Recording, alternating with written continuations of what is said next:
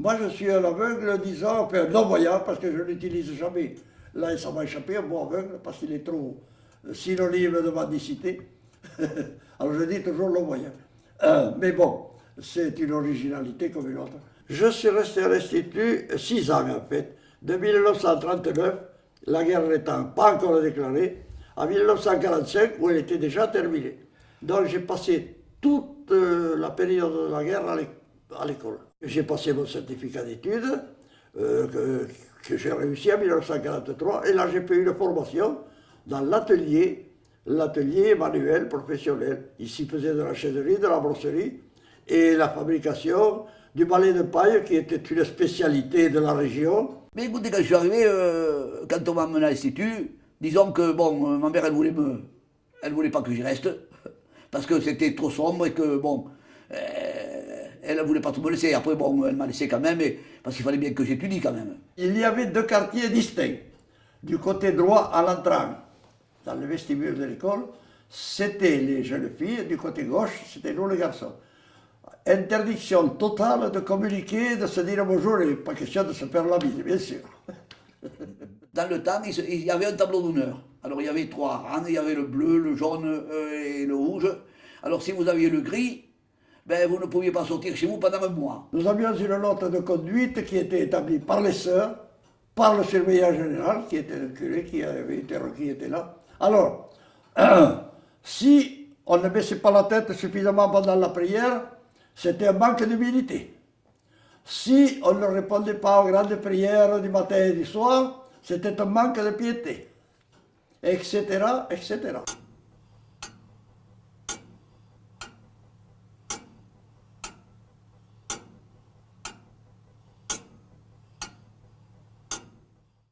L'Institut était un pensionnat, on va dire. Un pensionnat au sens le plus fort du terme.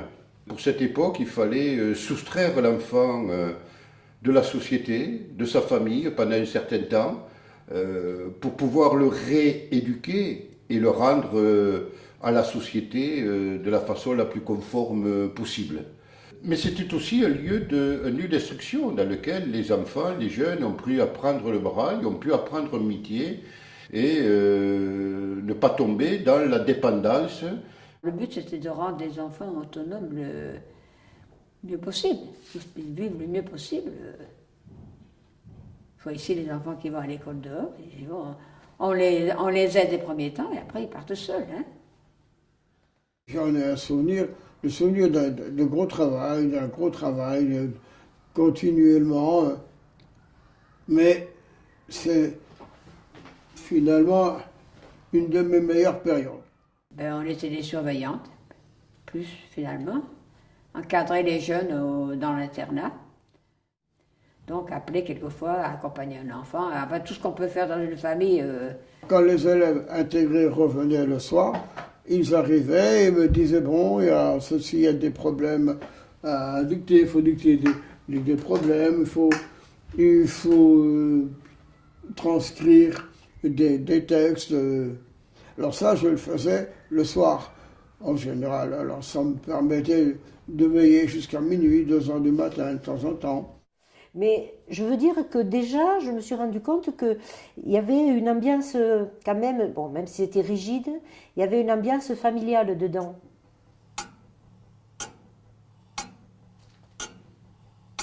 Donc, évidemment, en 1968 est passé aussi par l'école, et c'est là qu'il y a eu quelques petits changements. Là. On est arrivé, c'était un peu à une jonction où on commençait à ouvrir ces internats. Mais c'était pas que à Toulouse, c'était dans l'esprit de l'époque.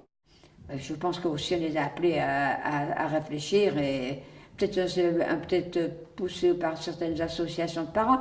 Ben, les jeunes, pareil, ils se sont révoltés un petit peu et justement voulaient la mixité. Donc on a commencé à démolir un peu le mur de la cour qui séparait la cour de récréation des filles et des garçons. En même temps, sur le plan relationnel, c'était l'époque où nous vivions ensemble, où nous formions, j'allais dire presque une grande famille, un groupe, mais peut-être un peu fermé sur lui-même sans qu'on s'en aperçoive. Et c'est là que 1968 a ouvert. Parce qu'on s'est aperçu qu'en fait, il fallait voir un peu au-delà de l'Institut. À l'époque, il y avait donc professeurs de français, professeurs d'anglais, les institutrices et instituteurs de l'école primaire qui étaient tous des non-voyants ou malvoyants. Donc, à partir du 1er septembre 1975, Madame Chéron a été nommée directrice et c'est la première directrice laïque qui a repris l'établissement. Et les religieuses sont parties. Donc il y avait les enfants aveugles, il y avait des enfants amblyopes un peu plus souvent. Donc là, ça posait déjà un problème parce que est-ce qu'on allait les faire travailler en braille? Est-ce qu'on allait respecter quand même leur vision résiduelle? Et donc ça posait des problèmes pour les professeurs aveugles. Alors ce qu'il y a eu, c'est que j'ai vite constaté que la prise en charge d'enfants surhandicapés était insuffisante. On ne pouvait pas faire du travail correct avec le nombre d'éducateurs qu'on avait. Du coup, l'Institut a évolué tranquillement. Et on a vu arriver assistante sociale, éducateurs, de plus en plus d'enseignants spécialisés. Voilà, le champ de l'Institut, dans les années 70, s'ouvre largement sur notre champ, la formation professionnelle des adultes, les enfants avec handicap associés et également donc, la poursuite de l'action auprès des enfants dans le cadre de la scolarité et de l'instruction. C'est que nous voulions que les élèves s'ouvrent de plus en plus. Et nous aussi, par la même occasion.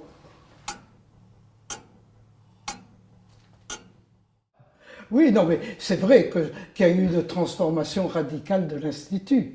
L'aveugle n'était pas qu'une personne à qui on enseignait pendant la journée. Il y avait l'individu qu'il fallait prendre en charge. La notion d'autonomie a pris de plus en plus de place.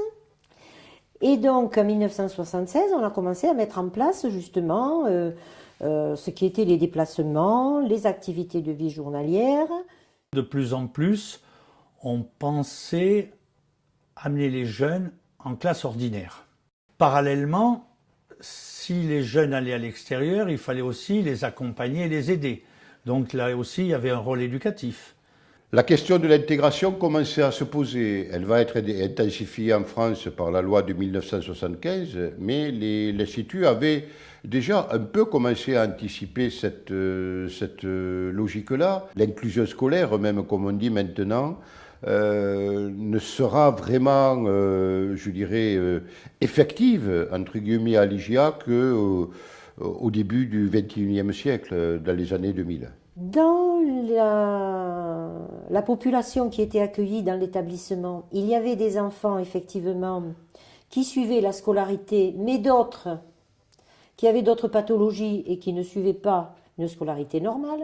On a structuré pour mettre en place des services pour prendre des enfants avec handicap associé.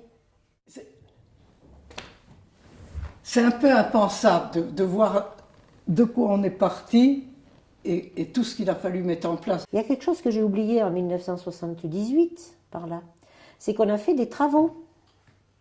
On a supprimé les dortoirs. Puis alors, après, évidemment, on a senti cette évolution, bon, ça tournait, c'était mieux, ça allait.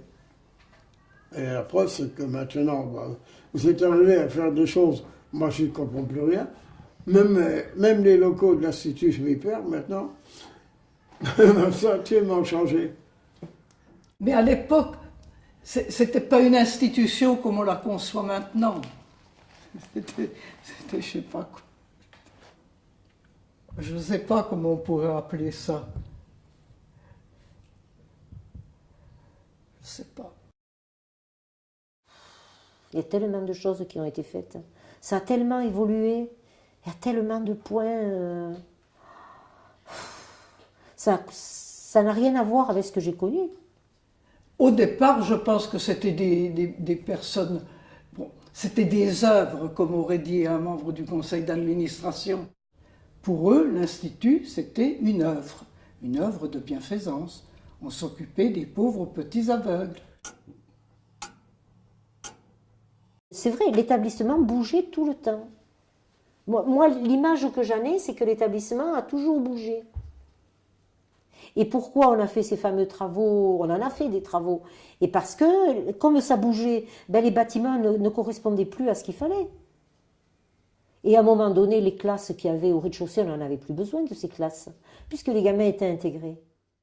Mais je crois qu'à l'époque, tout le monde a eu envie de marcher dans ce sens-là. Quand même, moi je reconnais, et je dis beaucoup, c'est que le personnel de l'établissement,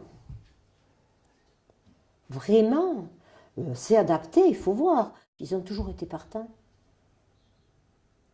C'est vrai que il y avait toujours des choses nouvelles. Cette perspective d'ouverture a fait que tout le monde s'y est plus ou moins engouffré. Justement, je crois que la capacité de l'Institut, c'est de pouvoir s'adapter aussi aux besoins différents de la population que nous pouvons accueillir. La première éducatrice en basse vision, c'était une enseignante quand même qui est partie faire cette formation. C'est pas quelqu'un qui est sorti comme ça du chapeau. Quand on a parlé de la rééducation en basse vision, ça l'intéressait, et ben elle est partie. Elle a fait sa formation. Et puis tous ces gens qui sont rentrés, qui connaissaient rien, qui connaissaient pas le braille et tout, qui s'y sont mis. Rien que ça. Bon, après, c'est pas la mer à boire, si vous voulez, mais enfin, il faut savoir, le braille quand même, il faut s'y mettre, hein. Il faut l'apprendre. Ça a été quand même des années où je peux pas dire que je me sois éclaté, loin de là, mais où j'ai fait quelque chose. Ça marque.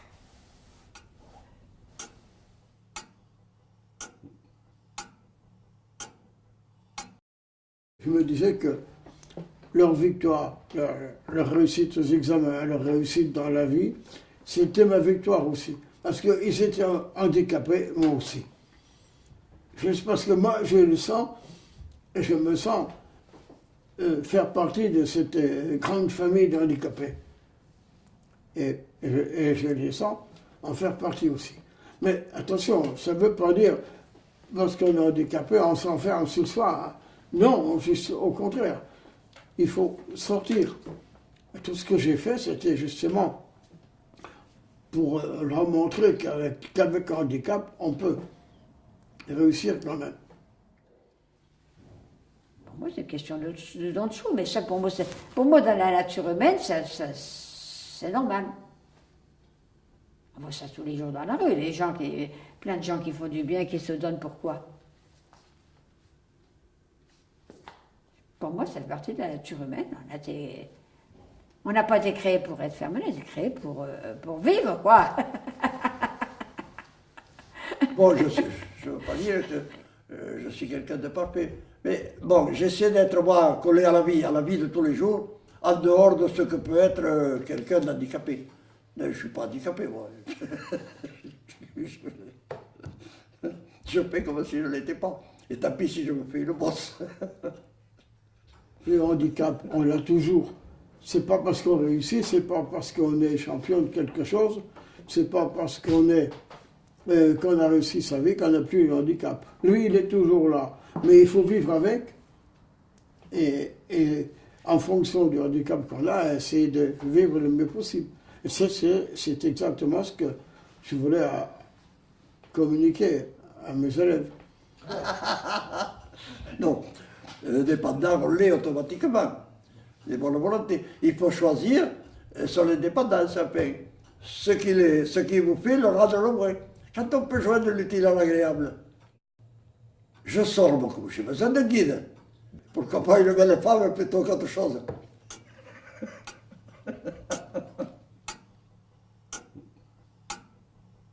Je vais vous décrire alors une journée de la vie de l'Institut de ce moment-là. Et là, vous aurez tout compris. Levé 7h20, à peu près. On descendait à 8h. Messe tous les matins, obligatoire. Obligatoire. Même les jours de semaine. Retour 8h30. Petit déjeuner, alors au moment de se mettre à table, bénédicité. On se relevait, merci mon Dieu. 9h moins 10, moins 5, grande prière du matin. À genoux devant les bureaux, Et alors là, c'était tout y passé, quoi, depuis notre père jusqu'au je compère, etc. Je vous en fais cadeau. Ensuite, c'était les cours. Midi, c'était la fête des cours. Jusqu'à midi et demi, études ou répétitions pour ceux qui faisaient la vie dans les cabines de piano. Midi et demi, une petite prière à table. Arrivé au réfectoire, bénédicité. Sortie de table, merci mon Dieu. Récréation de 13 à 14 heures.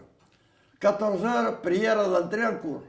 À 14h et 17h, c'était les cours, chacun à sa classe, à l'atelier, n'importe où. 17h, goûter et détente. La petite prière, merci mon Dieu, etc., comme d'habitude. 17h30, là, les cours étaient finis, mais chacun, il y avait 2 heures d'études. 10h30, 10h25, par là, grande prière du soir, avec tout comme le matin. 10h30, souper, avec à rentrer au réfectoire, bénédicité, merci mon Dieu, au retour. 20h, 21h, récréation dans la cour ou dans les couloirs, suivant le temps. Alors 20h, 21h, dortoir pour les petits, voyez un petit peu, ce n'était pas une école spécialisée, c'était le grand séminaire. Alors ensuite, le dimanche, la vie du dimanche, messe à 8h, messe à 11h, vêpres à 14h. Alors je dépose qui en premier? C'est toi? Ah.